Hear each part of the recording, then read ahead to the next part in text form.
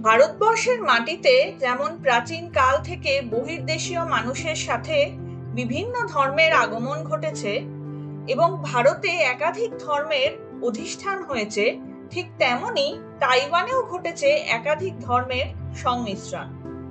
বিশ্বকবির কথায়, দিবে আর নিবে, মিলাবে মিলিবে, যাবে না ফিরে।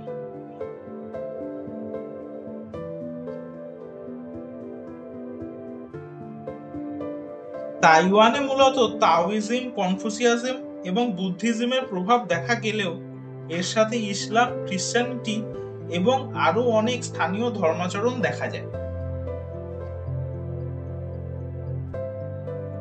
তবে তাওইজমই হলো তাইওয়ানের প্রাচীন ধর্ম। তাওইজম বা তাওবাদ আবার চৈনিক লোক ধর্ম নামেও পরিচিত।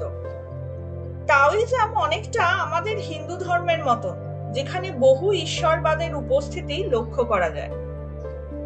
তাওইজমের প্রধান তিন দেবতা ফুজিং, লুজিং এবং শৌজিং এর উপস্থিতি তাওইজমের মন্দিরগুলোতে চোখে পড়লেও এর সাথেই দেখা যায় জন্ম, মৃত্যু, ঝড়, বন্যা, ঔষধি, পাপ, পুণ্য, আলো, বায়ু ইত্যাদি দেবতাদেরও উপস্থিতি।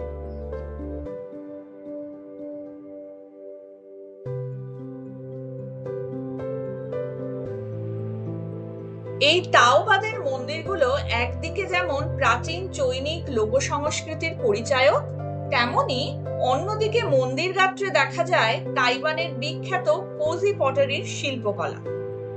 এছাড়াও মন্দিরের গর্ভগৃহে দেবদেবীর সিংহাসনে দেখা যায় তাইওয়ানের বিখ্যাত রেড সাইপ্রাস গাছের কাঠ দিয়ে নির্মিত এক অসাধারণ শিল্পশৈলী।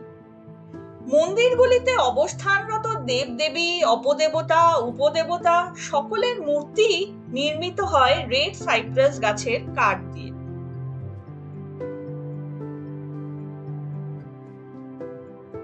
তাইওয়ানে কনফুসিয়াজমের প্রচার শুরু হয় চীনে হান বংশের রাজত্বকালে।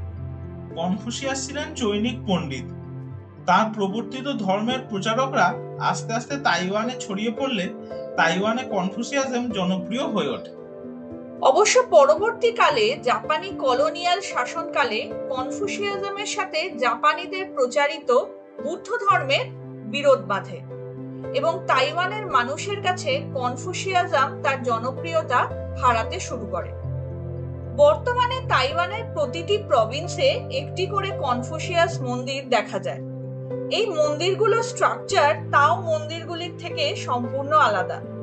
মন্দির গাত্রেও যেমন শিল্পকলার কোনো বাহুল্য চোখে পড়ে না, তেমনি গর্ভগৃহেও কোনো মূর্তি নেই।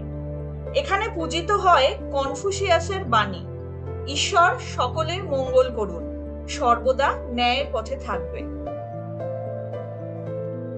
17 শতকের মধ্যভাগে মিং বংশের রাজত্বকালে চীনে মহাযান বৌদ্ধ ধর্মের প্রসার ঘটতে শুরু করে। পরে কিং বংশীয় রাজাদের পৃষ্ঠপোষকতায় এই মহাযান বৌদ্ধ ধর্ম চীনের ভৌগোলিক সীমানা ছাড়িয়ে ছড়িয়ে পড়েছিল তাইওয়ান, ভিয়েতনাম ও কোরিয়ায়। বহু বৌদ্ধ ভিক্ষু এই সময় চীন থেকে তাইওয়ানে পাড়ি জমান।